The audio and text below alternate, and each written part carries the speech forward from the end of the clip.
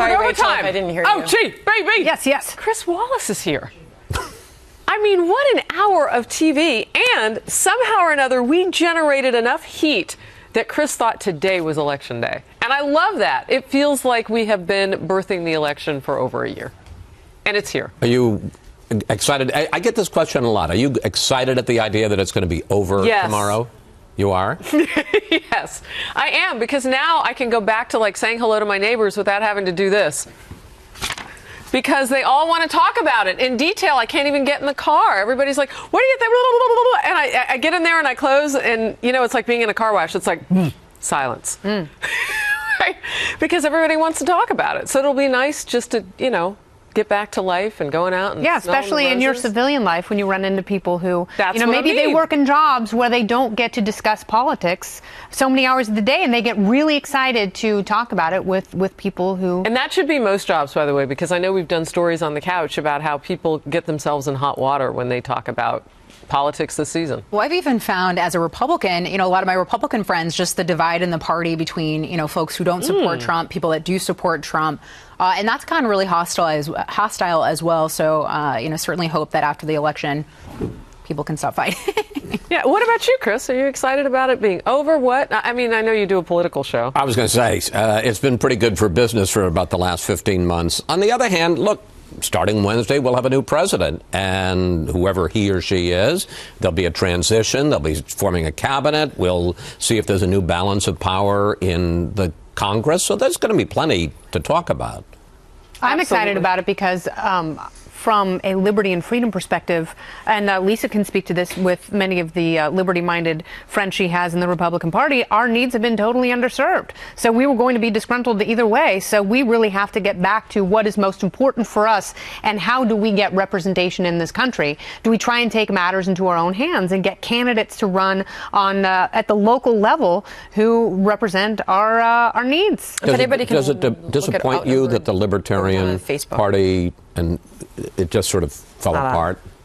I'm talking about on the presidential level. Specifically, it disappoints me that William Weld, that Garry Johnson is a man I respect and I admire his ideals and his integrity, but the fact that he compromised himself and his beliefs and pushed so hard for William Weld, thinking that he would be such a great fundraiser, that I find to be incredibly disappointing considering some of the comments that Governor Weld has made on Hillary Clinton's behalf. I'm asking right now where Facebook Live is. Yeah, it's not up. We've had so many people signing on recently that it kind of... No fear, we have like 10,000 on the Overtime chat.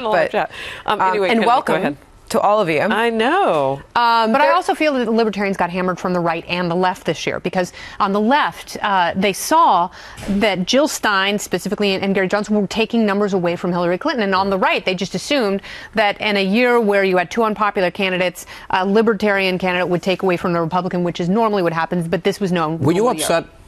I mean, because you continue to sound like you support Garry Johnson. I mean, the Aleppo moment, when he couldn't name a foreign leader he admired, does that not concern you? I wasn't as concerned with a foreign leader than he admired. That doesn't bother me. Aleppo, I thought it was a little bit of a gotcha question. I think there are a lot of people in this country who pretended to know what Aleppo was after that. But yeah, I think when you're running for president and you've got kind of like a really distant outside shot, you certainly should know about foreign policy and hotspots where the world is bubbling into its own self-eating cauldron. So what happens to all those Bernie supporters and people who were just in love with him, who may not embrace either of these candidates once they get into the White House? Well, in terms of the Bernie and the left wing of the Democratic Party, I've heard people say that the best thing that could happen to Hillary Clinton is for the Republicans to retain control of the Senate. Now, that sounds counterintuitive, but the argument is if the Democrats take control of the Senate, then the Bernie supporters and Elizabeth Warren and those folks are going to be saying, well, now you've got the majority in the Senate. You should just do everything that we want. Yeah. And conversely, if the Republicans are in control, she can say, well, I got to do business with the majority. And that gives her a little bit of distance and leverage in dealing. I think she wants to be a centrist. Well, who knows? But I mean, the idea for Republicans to keep the Senate, I think it's possible, but it's certainly going to be a tall task. I mean, look, there's 8 states that are legitimately up for grabs that will decide the outcome of the Senate. I think 7 of those are Republicans trying to, maintain the states, and then you've got Nevada, which Republicans are trying to flip. But yeah, no, I mean, I do think there's this real fear among Republicans if Hillary Clinton gets elected and they take the Senate of this massive movement to the left with people like Elizabeth Warren and Bernie Sanders. And what does that mean for health care? Because Democrats have signaled that they're interested in moving towards a single payer system, which I think would be disastrous for them politically, because then when you jump to 2018, Democrats are defending 25 Senate seats, so that would ultimately probably going to be a good year for Republicans, regardless of what happens in this presidential election. Can I just say one thing about that? It's really interesting because when you get a Senate election, it's 6 years after the previous Senate election for that class. So what the Republicans' problem is that in 2010, the Obamacare election, there was this huge wave of Republicans. They didn't take control of the Senate, but they had this huge wave because of the backlash, the so-called Tea Party election. The problem is that in a midterm election, it's a completely different constituency. It's a much smaller constituency that votes at a midterm than votes for a presidential election. So the kind of people that could have been elected as Republicans in places like Wisconsin or a variety of other places, New Hampshire, are in a much lower turnout election, are having trouble with a much higher turnout election this time. That's right. So can I tell you what a major conversation is that's happening, at least for those who do participate on the web and join in our conversation? A lot of people talking about the moment in our show where you said, I might get kicked off the sofa for this, but you said you think Republicans should really just let Hillary Clinton's problems go. Are they mad at me? If she's elected. Not mad at you, but questioning if that's the right thing to do. And I believe during the show I quoted Jason Chaffetz because he has sat here and we've had this conversation many times with him, and he says, I can't not do my job. Okay, but let me ask you this. So Merrick Garland was nominated by Barack Obama to be the Supreme Court nominee. And the Republicans said no because it's too close to an election and we ought to let the people have their say, and the next president should determine who's on the Supreme Court. Now you get Republicans saying, well, it doesn't matter. If Hillary gets it, we're going to block her appointments for 4 years. So what happened to letting the people have their say? I see. Wow. Fair enough. Okay. Yeah, no, I did see a lot of that. Just thought I'd give you the opportunity to comment on it. Making more friends. As long as the people say is in line with the majority Republican opinion. I think that's what they're saying. Yes, they are. They're saying as long as we like the outcome.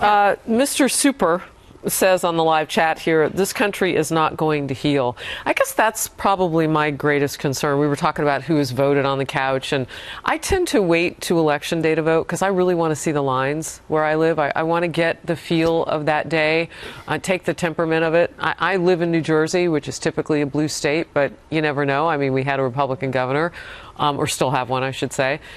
So you never know what's going to happen, and I'm always curious to know how people will come together. I want to see how they're getting along in line. That's important to me because I don't want on Wednesday for us to wake up and for people to hate each other. Like, that's not what we are. We're better than that. Well, and what's interesting, there was a poll out recently that I think it was 82% of Americans were more disgusted than excited about Election Day. Yeah. And there's that focus group, I believe, that was played on 60 Minutes. And sort of this, large majorities of Americans just very concerned about the direction of the country. And I think a lot of the conversations we've had today sort of illuminate that in the sense that there is going to be gridlock with either of candidate. Yeah. And there's big problems that we're facing as a country. $20 trillion debt, Medicare, Social Security, heading towards insolvency. Obamacare is imploding because what Democrats thought would happen did not. And so how does either candidate, regardless of what the outcome is, how do they get any of this done? Well, I mean, the good news is maybe they won't get a lot of it done. So maybe it means we won't have more entitlement spending. And that's what limited government people certainly hope for. But it's interesting because even if Donald Trump is elected, let's say he pulls a hat trick. Let's say the states all fall in line and places like Missouri and North Carolina go Republican all the way down the ticket, and people like Senator Burr, like they stay in power, whatever else.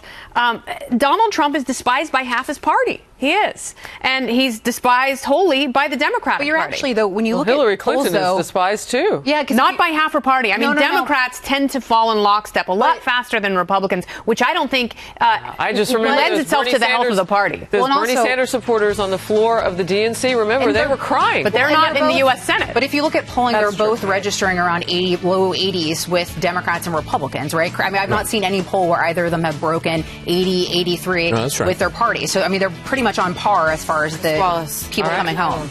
So good to see you. Have fun on the big election So, day and folks, night. I just want to say for all of you who are mad at me about this, I'm not saying that Hillary Clinton should get away with it. I'm just saying we need to move on as a country. And it's one of the reasons I asked the question I did in the debate about will you accept the results of the election. Yeah. It's because I so desperately want this country to do what it always does. We have fierce elections and fierce divides, and then we come together as a nation and we try to solve our problems. Yeah, We've got to agree on do that. it. All right, we're going to move on. Thank you for Thank being you. here, and we'll see you next tomorrow, Election Day. Have a good one.